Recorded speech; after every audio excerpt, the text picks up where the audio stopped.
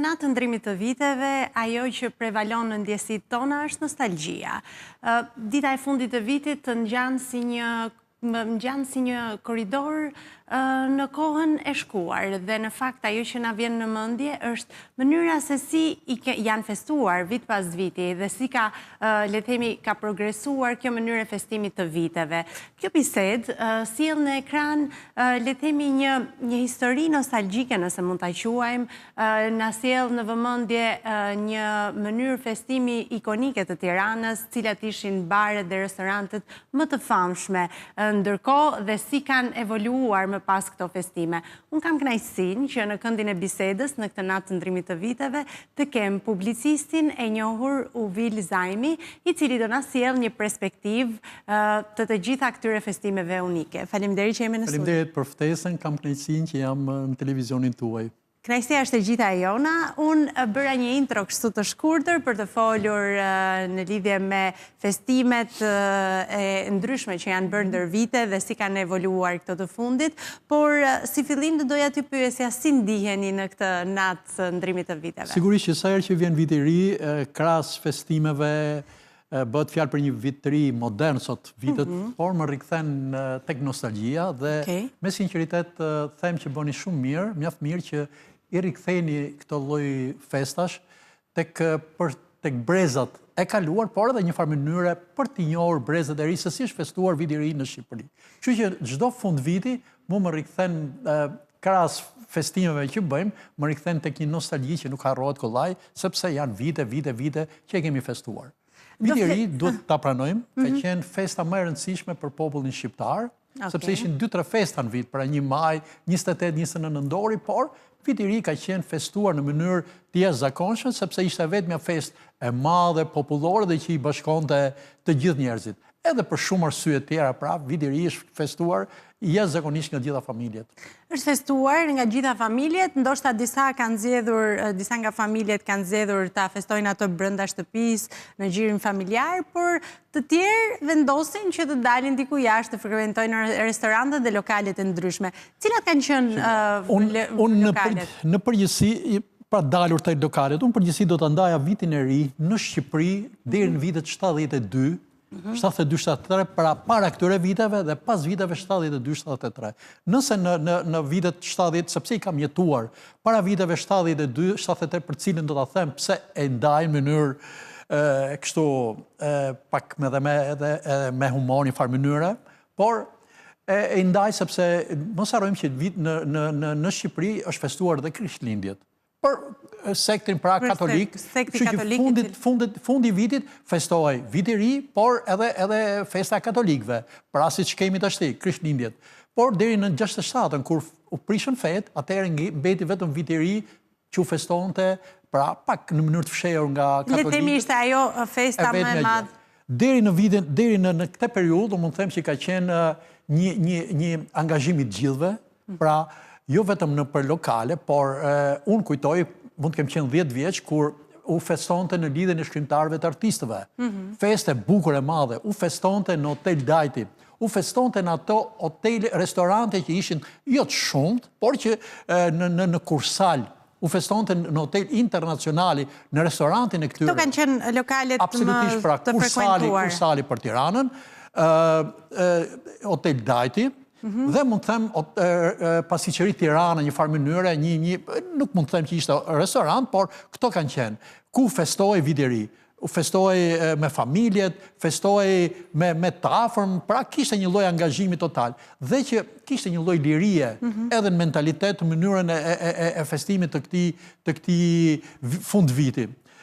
Pastaj raportet ndryshuan, deri në vitin 72, pra kur u krijua mendimi se do të kishim një lloj lirie dhe përveç vitit të ri kishte edhe entuziazëm më të madh e me radhë. Në 73-shin pastaj, mbas fjalimit famshëm të Enver Hoxhës, kur gjithçka u mbyll, gjithçka u kufizua, nuk lejoi më as edhe ta mendoje që mund të kishte një lloj festimi pak më ndryshe. Por do t'i referohemi kohës sepse kështu erdhën para ngjarjet.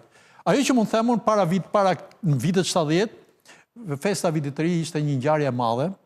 Festohej në të gjithë elementet. Në të gjithë elementet, kujt i referohem? I referohem, pra, fëmijëve, Po. të rinjve, studentëve, familjeve, pensionistëve. Çfarë kishte karakteristike në të Karakteristikë natën ishte të një rimit lloj të viteve? entuziazmi që përfshihej këtë gjithë. Pra, e para. E dyta, studentët mbaronin një javë përpara, mbyllnin në fakultetet dhe niseshin për në qytetet e tyre. Mbylleshin shkollat në Tiranë dhe ishte një pushim deri me datën 11 janar. Okej. Ishte një lloj pushimi. E dytë, Në çfarë date mbylleshin një javë një përpara? javë përpara vitit të ri. Okej. Një javë përpara vitit të ri. Pra nga data 23, 24, një javë përpara dhe vazhdonin deri me datën 11 janar. Pastaj u reduktuar deri me datën 6 janar. Okej. Pra, ndërmarrjet. Po kështu, nëse binte viti i ri ditë shtunë apo ditë diel, do punohej një ditë përpara për të zëvendësuar pushimin e datës 2, sepse ishin data 1 dhe 2. Punohej deri një ditë përpara ose deri ditën e vitit të ri, por jo më aty shkonin njerëzit në punë vetëm për t'u takuar dhe për t'u ndarë. Dyqanet, mapa e madhe, ku të gjithë fëmijët, të gjithë shkonin në për dyqane për të blerë diçka, mënyra se si përgatiteshin për të bërë peshqeshet, dhuratat, se si Posta e Tiranës, angazhimi, një fluks i madh për të nisur kartolinat, pra shumë element. Pastaj, Kur ti dërgoheshin kartolinat ato kohë? Kartolinat i dërgoheshin njerëzve jashtë shtetit që kishin, po dhe brenda Shqipërisë. Pra, dhe ishin disa kartolina... Në qytetet të ndryshme? Në qytetet, disa kartolina, jo shumë kartolina, po 2-3 me pamje nga Tirana, pra, ishte blerja kalendarit, do të blente kalendari, pra, për vitin që vjen. Ishte tradit familjare, pra, në çdo familje kishte këtë moment. Gjitha bleshin, kalendarin e ri. Për para se të vinte data 31. Diskutojnë rrugë, njerëzit që shëtisnin, pra, një lloj entuziazmi që përfshinte, sepse, si që thash, ishte e vetmja festë e vitit dhe ajo më e madhe, le të themi. Deri në 73-shin, entuziazëm. Mos harrojmë që ishte festivali. I fund vitit. Festivali në fund vitit që ishte përfshihej në të lloj entuziazmi pra të njerëzve. Le të themi ishte pjesë e asaj atmosfere ikonike të fund vitit. Unë kujtoj moshën time 10 vjeç kur me maman shkonim tek Mapoja e Madhe, Mapo përballë pallatit Kadares së Dritor Agollit sot, dhe në vitrinat njerëz, nëpër vitrinat për të parë, për të blerë peshqesh, dhurata për vete, për njerëzit, pra ishte një lloj feste. Dhe që ajo natë i mblidhte të gjithë njerëzit bashkë, festonin një javë përpara, kudo qoftë, ndjej atmosfera në rrugë, në sheshet e Tiranës, flas për Tiranën, po kështu dhe edhe në vendet e tjera në rrethet. Çfarë kishte, folim pak më parë për çfarë kishte karakteristike në tipologjinë e festimit, por ajo që unë do doja të dija është tek dekorimet. Kishte ndonjë karakteristikë specifike çfarë kujton, çfarë ka mbetur akoma në mendje? Mirë, sepse kush ishte një e veçantë? Ishte dekori Tiranës. Pra, dekori Tiranës merrte përsipër të vendoste, të zbukuronte Tiranën. Kryesisht të sheshin lulishten pas Skënderbeut. Pemët e mëdha që janë dhe sot, mbuloheshin me drita. Dhe dëshira e tiranësve, por dhe atyre që vinin nga rrethet për të bërë fotografi në këtë lloj ambienti. Ka qenë shumë rëndësishëm një foto tek Skënderbeu dhe për vitin e ri, pra sepse shkureshin mbrapa mbesnin kujtime. Gjithë sheshi Tiranës i rrethuar me parrull, me gëzuar vitin e ri, ku nuk mungonin dhe fotografitë e udhëheqjes. Pra bëj një lloj alternimi fotografitë e udhëheqjes e antarëve të byros politike, por njëkohësisht edhe zbukurimet me drita, me ato që ishin, me mundësitë që ishin atëherë. Mos harrojmë që dëshira për të marrë fishek zjarret, që njerëzit i menin lejoheshin fishek zjarre. Lejoheshin dhe ishin prodhim kinez. Lejoheshin, shiteshin në mapo, pra, dhe me një numër të kufizuar, sigurisht, vendosja e murtajave në 5 vende të Tiranës që natën e vitit të ri do të lëshonin fishek zjarre. Dhe ne që shkonin për t'i parë se nuk kishim parë armë, pra një lloj arme që vendosej ke posta ku është sot, ke Pallati i Kulturës, në 3-4 pika Tiranës që në orën 12... Pra kishte vendet e përqendruara për sa i përket fishek zjarreve, nuk kishte... Edhe të ushtar për të patur... Për ju referuar sigurisë deri në vitet 73, do të thoja, u përdonin dhe lokalet. Këto që ishin se 15 kaqe ende nuk ishte bërë, pra përdoreshin këto lloje lokale që përmenda, Kursali, Dajti, lidhja shkrimtarëve. Pjesa më e madhe kalon vitit në ri në shtëpi apo në për lokale? Në shtëpi. Pjesa më e madhe ishte në shtëpi, në lokale një Cilat ishin ajo shtresa e shoqërisë që preferonte? Në lokale shtonin artistët. Shkrimtar, poet, pra që kishin një lloj një tjetër preferencë për që vinin nga jashtë. Kishin parë se si festohet viti i ri jashtë, pra kush ishte mbaruar në perëndim në lindje dhe mundoheshin që ta transferonin një farë mënyrë ose të krijonin dhe këtu një atmosferë të kësaj natyre, siç ishin mësuar. Dhe këto ishin në një farë mënyrë klasa punëtore, shtresat e mesme, në përgjithësi në shtëpi, sepse ishte edhe tradita shqiptare. Ishte tradita, edhe vijon të jetë edhe sot, madje ka edhe disa batuta që përdorin nga të rinj që deri në 12 me në shtëpi, apo jo? Pastaj, ishte e njëjta traditë edhe aso kohë.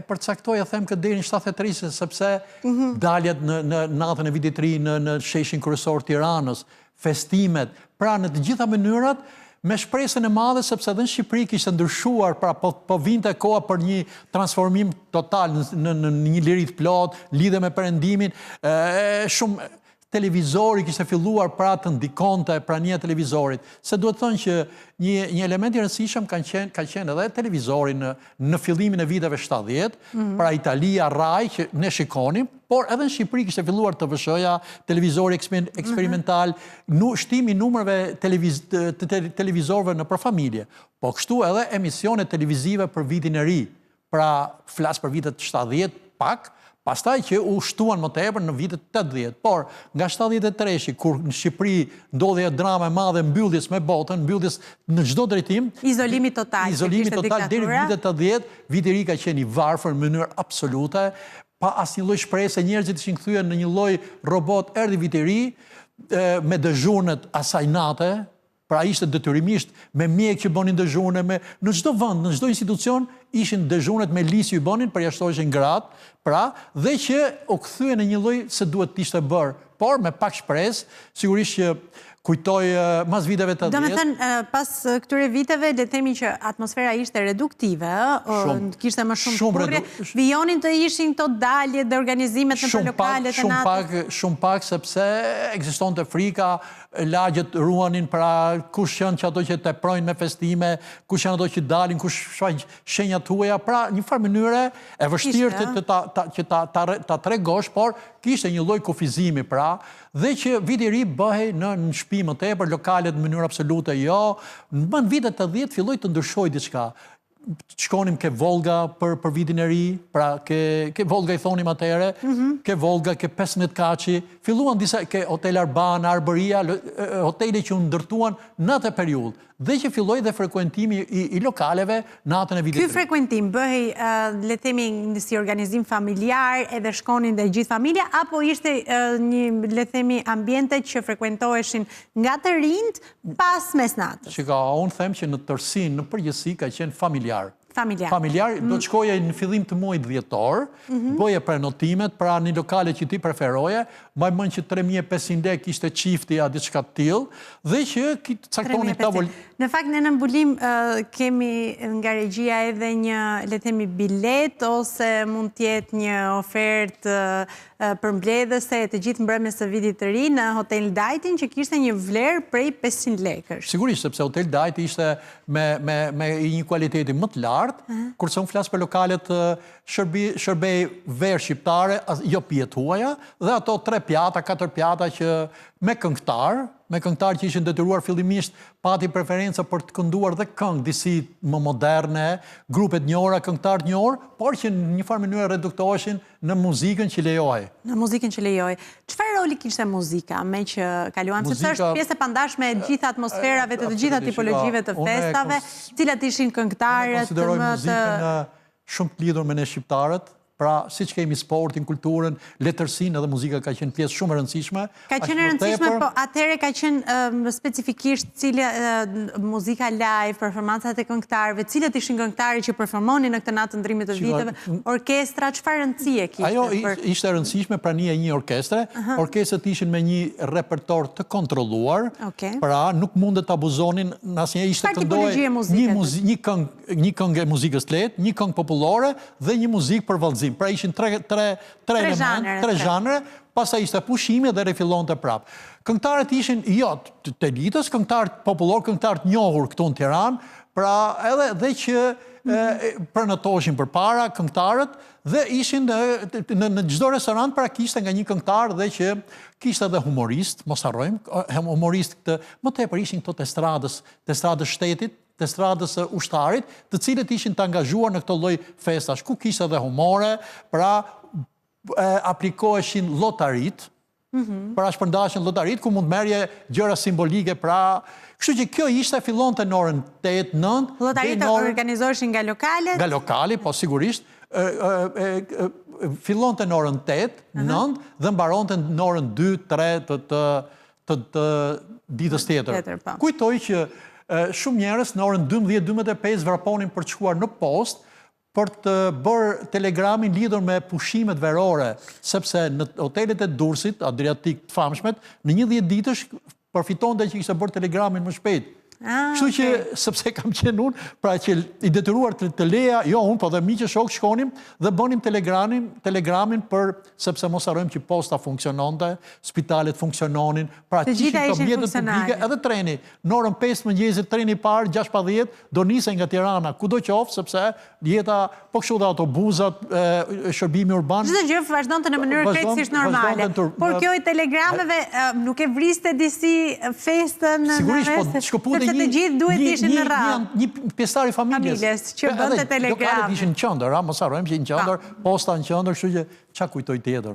Kujtoj prak festën, sepse mos harrojmë që në vitet, mas viteve 70, 73, pra këtu fillon tolloni, fillon çdo gjë me listë. Ishte eveniment i madh të gjej 1 kile portokalle që dikujt ja binin nga imara, sepse ishte me tollon. Pra ishte me tollon mishi, tollon pula, ishte një racion më tepër kur ishte vit i ri, por gjithçka ishte dhe kush mundet grumullonte, njerëzit që fillonin grumullonin që në fillim dhjetorit, gjenin një pul më tepër, gjenin një diçka më tepër, një ver Pinot Nero për shembull që nëse do ta siguroje, do ishte gjë e madhe se pijet huaja nuk kishte. Pra në dyqanet e Bylmetit, në dyqanet ushqimore ishte lista ku ti shkoje merje 2 shishe verë, cilësia 2 sheshi bardh, sheshi kuq, 42 lek kushtonte një, pra dhe njerëzit bira dhe kjo ishte ajo meraki që bënin vetë. Atmosfera, por këto ishin ushqimet të cilat gjatë gjithë muajit të dhjetorit përgatiteshin, ruheshin dhe mblidheshin nga familjet për të konsumuar në shtëpi. Gjeli detit lufta e gjeli detit pra që bëhej përpara dhe therrja e gjeli detit ishte ngjarje e madhe, prekse e madhe dhe si bëhej therrja e gjelit të detit? A ishte shumë, e thenin dhe gjithë shikonin njerëzit se dinin gjithë që banin nëpër pallate, jo, se nuk lejonte as lagja, mundësia, por familjet private gjitha me gjel deti që e merrnin në dhjetor, fillim dhjetorit e ushqenin dhe që e thenin pastaj Po familjet që jetonin në pallat, si nuk vetëm merrnin trajtimin, si procedonin me gjelin e detit? Merrnin kthehet pothuajse një menu ishte atë natë. Pra pak mish viçi, pak mish qingji, mish derri, një farë mënyre, pulat, se këto ishin pula gjeli deti që tregtoheshin nga shteti, po jepeshin me tollon. Pra jemi në këtë. Kishte një porcion racional të caktuar për secilin familje. Kujtoj dhe kush kishte rëndësi natën, një natë para të vitit të ri, kush kishte rëndësi absolute, furrat e pjekjes. Sepse të gjitha familjet ajo llamarina që ngulte tek mishi o tek pula kishte një vlerë të papar. Pafundësi për ëmbëlsirën, për të pjekur. Ishin njerëzit më të frekuentuar në atë fundviti furrat e pjekjes, furtari. Pra nuk kishte familje shqiptare që mos shonte një tavë për ta pjekur ke furrë. Pastaj në vitet 80 mori shumë rëndësi edhe televizori Nata ndrimit të vite. Ndritet, pra kishte emisionin për datën 1, datën 31, një programacioni, dijej para një këngë, një humor, edhe një skeç para deri në orën 1-2, që vazhdonin me datën 1 dhe me datën 2. Pas viteve 80, televizori filloi të jepte edhe koncertin e Vjenës. Deri para viteve 80 nuk bëhesh fjalë, pastaj hapej sepse televizori ishte i mbyllur, kanalet italiane ishte të mbyllur, lejoj hapej në orën 12, vetëm koncerti i Vjenës që... Po në për lokalet e ndryshme të Tiranës, çfarë konsumonin Tirana, si çfarë kishte në menu? Kjo ishte një farë mënyre kudo, sepse nuk mund pretendoje që shiko... Mund të kishte ndonjë tepër. Kjo ishte një menu... Kjo ishte menuja specifike, pra si në shtëpi? Një mish, një kofsh pule, një antipast, pra kjo ishte ajo, s'mund themi që si sot, që mund porositësh në një lloj pafundësie. Duke ju referuar mundësive, por antipasta në çfarë konsiston? Cilat kanë qenë menut për të patur një antipast e thjesht për kohën, që vinte çdo një orë, si të kamarieri që shërbenin në përrot. Pjata dytë ishte mish, paka shumë një pull. Antipasta çfarë ishte? Antipasta ishte me këto thjeshtat pra që bëhet me pak një vezë.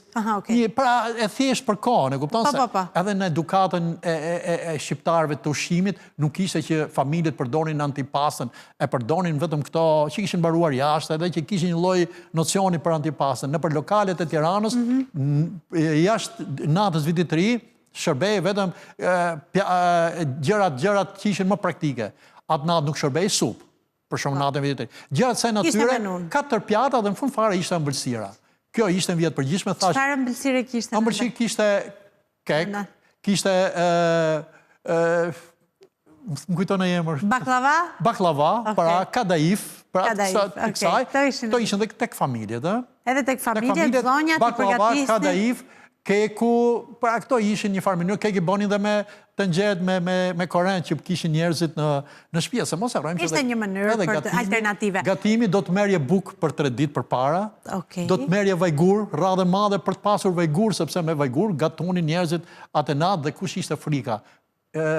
Heqja e energjisë, mungesa e energjisë elektrike, nga tensioni i madh që familjet gatuanin. Mund të ndodhte që nata e vitit të ri blackout me orë, shpeshherë viti i ri është festuar dhe në errësirë. Edhe në errësirë. Në errësirë, sepse ishte pamundur edhe ta mbante rrjetin elektrik, ngarkesën e madhe ku çdo familje me këto, jo me soba, se sobat me korrent në ato vite s'kishte, por le të themi që gjitha elektroshtëpiaket në punë. Bravo. Vjeshin në punë. Nuk kishte një ndarje specifike mes shtresave ose artistëve ose sportistëve, njerëzve të artit që bënin ndonjë festim ndryshe, apo edhe ata ishin të angazhuar me punë? Absolutisht jo, sportist, artist, siç thash, në vitet 80 frekuentoheshin nga lokalet, kisha artist, sportist, ndryshoi pak ajo, sepse edhe sikur tentohet pra ta thyet atë lloj izolimi. Kurse para viteve 70, lokalet kryesore, pra Hotel Dajti, flas Hotel Tirana, Kursali, është frekuentuar nga artist, nivelit njohur, aktor nivelit njohur, që s'po përmendon, këngëtar nivelit njohur, pra, që ishin në ato edhe për lokalin. Ishte një tjetër shtres e shoqërisë që frekuenton të këto lokale, pra jo të gjithë. Qa kujtoj tjetër, një detaj, që fishek zjarret, një farë kohë nuk u lejuan më, sepse filluan njerëzit të digjeshin edhe urgjenca ambulancës me shumë njerëz. Por ishte një lloj fishek zjarri, i cili ishte parashut quhej, dhe përbëhej nga një copë, e cila nëse të binte në dorë, njerëzit kanë bërë këmisha, rroba banje për verën, dhe ishte problemi madh, kuptoheshin dhe ku do binte ky lloj parashuti. Mund binte në një familje, në një shtëpi private, por edhe njerëzit që erunin kush ta kapte i pari te lloj parashuti, ishte parashut, fishek zjarr kinez. Quheshin parashut, hidheshin nga këto murtajat pra që çonin. Dhe njerëzit dhe u hap lajmi që shiko, se me këto mund bësh një këmish, se kam njeriu që ka bërë një këmish, jati a bëri djalit një këmish, një palë rroba banje, kur i kujton sot, thua si ka mundësi, por ishte një lloj ngjarje për kohën. Pra kishte edhe një të mirë, edhe një tjetër radhë në mënyrën se një tjetër dinamike vitit të ri, apo jo? Çfarë ndodhte pas mesnatës në Tiranën e vjetër? Në natën e ndrimit të viteve? Nuk paradilnin, në mënyrë absolute. Nuk dilnin? Nuk paradilnin, shumë në qendër mund dilnin të rinjt, që takoheshin, bonin, po kaq. Lokalet të hapura nuk ishte. Ja, lokalet ishte mbyllur në orën 10-11, mund të ishin shumë radhë që llonin që mund mbaheshin hapur, sa dhe shitësit shkonin nëpër shtëpia për të festuar me radhë. Kështu që hapja e lokaleve, dhe e dyqaneve fillonte me datën 1 nga dreka, një farë nuk mundet, pra sepse shpesh nga që kemi sot kemi një impakt krejt më ndryshe, në ato kohë mas orës 12 pak mund dinin njerëzit për të festuar, për të qëndruar shumë pak. Varet edhe nga koha, sa më tensionuar të ishte, aq më pak dinin. Sa më pak e liruar, por i mos harrojmë dëzhunit para që bëshin, viti ri do të harrojmë, nuk mos harrojmë festoj edhe në prepartë ushtarake, me atë lloj mundësie që festoj në për spitale, me të smurit, pra i krijoj një lloj mundësie. Bëj një lloj atmosfere dhe atje, në kuadër të ndrimit të viteve. Por ishte një mënyrë, si përjetohet në gjykimin tuaj? Përjetimi ishte më i madh në atë kohë, apo është më i madh tani, Dimitri? Me gjitha sofistikimet që ka marrë tashmë tradita e festimit? Nuk duhet t'i kthejmë sistemit, absolutisht ja. Ajo që mund të themi për kohën ishte se viti ri i mblidhte njerëzit. Në një familje në ato lloj kushte pra ku mund të rinin 10 veta në një dhomë që është e pakonceptueshme sot, por i mblidhte viti ri. Dhe kush ishte tjetër e rëndësishme? Vizitat që bëshin bas vitit të ri. Ishte një fluks i papar vizitash. Shkonin njerëzit për të takuar, për të marrë diçka për të hëngër, pra atë që të ofronin që kishin përgatitur, pra ëmbëlsirën, për të uruar, po ishte një fluks i jashtëzakonshëm në gjithë Shqipërinë, ku njerëzit që shkonin në vinin tek familjarët e tyre. Sot, në mënyrë absolute, nuk ka lidhje fare me atë vit të ri, edhe përsëris pa ju referuar sistemit. Sot viti i ri është kthyer një mekanizëm krejtësisht komercial, njerëz që nuk kanë familjarët e tyre. Çdo njeri pra e feston në mënyrën e tij, pra sigurisht kemi edhe Krishtlindjet përpara, kemi 2 festa që bëhen edhe në raporte absolutisht si në atë kohë, krejtësisht ndryshe në të gjitha drejtimet. Në të gjitha drejtimet nuk gjej një detaj, një element që të referohem atij vitit të ri të asaj kohe. Në muzikë, në televizion, në darkat, në mbrëmjet, praksfestat, pas festat, atëherë ishte jo, si që o thash, nëse binte data, me 1-2 ishte pushim. Me 3 ishin të gjithë në punë dhe fillon të një ritëm pune pa as një lloj tolerimi nga në çdo ditë viti i ri ishte harruar dhe fillon të një ritëm absolutisht intensiv. I menjëhershëm viti i ri nëse binte me datën 1 ose 2 diel, do të punojë 1 diel përpara, pra kjo ishte ajo. Kështu që ai viti i ri i asaj kohe sikur mblidhte pak familjet, i mblidhte më shumë. Ishte ndoshta edhe masa e përjetimit më e madhe, duke qenë se nuk kishte festa të tjera, ishte festa më e rëndësishme e vitit. Vetëm 3 festa ishin vit. 1 maj që bëj pushim, 28 nëntori që bëj pushim, edhe viti i ri këto ishin. Dhe viti i ri ishte më popullor, më i organizuar dhe sikur toleroj, më festiv.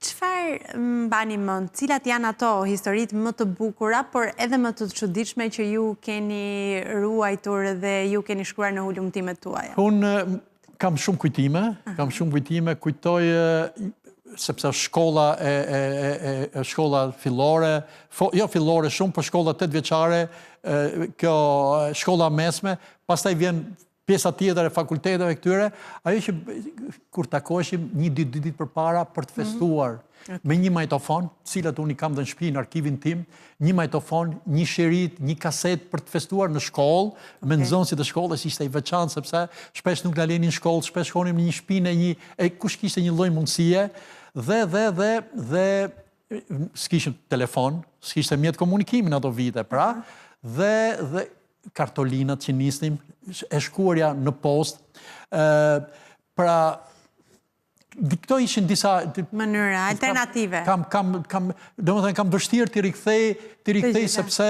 realisht si e pritshim ditën e fundit shkollës, që u mbyllte shkolla, me entuziazmin, kënaqësinë dhe si fillonte pushimi, si e festonim ato ditët e pushimit me njëri tjetrin, pak aty, angazhimi në shtëpi për të majtë rradhën, se si për të çuar tavën në e gjithë mënyra se si organizohej dhe ndërtohej kjo fazë organizimi. Kjo ishte ajo pra që një farë mënyrë, ka shumë kujtime, shumë kujtime, dhuratat që bënim, dhuratat që merrnim. Çfarë dhuratash bëheshin asë kohë, duke referuar edhe mundësive të reduktuara? Dhuratat ishin ato që bëhesh që tregtoheshin në për dyqane, pra do merrja një peshqes, një gjë të vogël për t'ia çuar. Çfarë ishte për shkak? Çfarë mund të ishte? Një libër. Një libër ka qenë për ta marrë, për t'ia çuar. Ishte një për shumë, unë kanë pru dhurat, kujtoj, një dras ku ishte një çekiç, një pincë, që shitej 700 lek në mapo. Për çfarë mund ta përdornin apo ishte dekorative? Dekorative i farë mënyre. Pra, gjërat simbolike të saj natyre që nuk ishte peshqesh për të bërë një shishe verë. Ky lloj mekanizmi. Zbukurime në shtëpia kishte? Zbukurime, po më pse më kujtove edhe një detaj. E di kush ishte tjetër. Sepse folëm për zbukurimet e lokaleve dhe të sheshit, por në shtëpi. Tjetër për familjet. Pema vitit të ri. Okej, si ndërtoj? Si ndërtoj? Pema vitit të ri vinin e binin nga mali Dajtit disa njerëz, që i prisnin aty dhe i shitsin 10 lekë ishte, në disa kënde Tiranës, në mënyrë të fshehurazi dhe ti bleje pemën dhe e çoje në shtëpi, 10 lekë kushtonte dhe e çoje në shtëpi. Për ta zbukuruar përdoreshin pamuk me ngjyra, letra, dhe që lodrat që bleshin në Mapo. Aty shiteshin në Mapo dhe në disa dyqane. Flas për Mapo në kryesore, në rruga Dibrës për ish Broadway. Pastaj kishte Mapo dhe në fund ke treni, kishte dhe ke Tirana Re. Dhe zbukuroshin me gjëra të thjeshta, afërsisht me këto letrat, pambuqet dhe çfarë elementet e tjera dhe me drita të njëjtë improvisuara, mbaj deri me datën 2, 3, 4, pastaj hidheshin në koshin e plera pemën. Por ishte në mënyrë pemë vitit të ri në formë ilegale. Por nuk ishte ndonjë kontroll specifik, sepse nëse ti e kishe pemën në shtëpi, duhet ta ka një fond nga i cili e ke marrë, një vend Shteti tolerante, pra, mbyllte një sy dhe njerëz që i mbanin, po kujtoj në për këndet Tiranës, në Errësirë që i mbanin pemët e vitit të ri, njerëz që shkonin i prisnin me sopat në malin e Dajtit dhe i sillnin me karroca në Tiranë, mjete s'kishte dhe ne e dinim dhe një javë përpara ishte mirë ta merrje pemën e vitit të ri. Kjo pra ishte një, le të themi, një rikthim nostalgjik i Tiranës aso kohe, të viteve të kaluara tashmë, të një epoke që ka mbetur vetëm në kujtimet nostalgjike të publicistëve dhe të atyre që kanë ruajtur dhe janë munduar që të sjellin në vëmendjen aktuale momente dhe element nga ajo kohë. Unë do doja që këtë bisedë ta kishim vijuar më gjatë, por sot është festë dhe ne duhet i bashkohemi familjeve tona për të festuar. Edhe unë uroj gëzuar festën gjithë shqiptarëve. Një urim për shqiptarët, sigurisht unë ju shëndet e mbarësi. Ajo çfarë është më e rëndësishme, unë ju falenderoj që ishit pjesë e studios. Faleminderit nga ju. Dhe që u bët pjesë e familjes së televizionit Skan në këtë natë të ndrimit të viteve dhe uroj që të shikohemi dhe të takohemi sërish. Faleminderit dhe vjen mirë që rikthehen disa temat nostalgjisë sepse kanë qenë pjesë e pamohshme e brezave dhe që kanë kënaqësi kur i kujtojnë, kur i rikthejnë, kur dëgjojnë edhe në çaste të veçanta rikthehen një çastit moment të moshës, të jetës, të rinisë edhe dashurive të mëdha të kohës. Sigurisht, unë ju falenderoj shumë.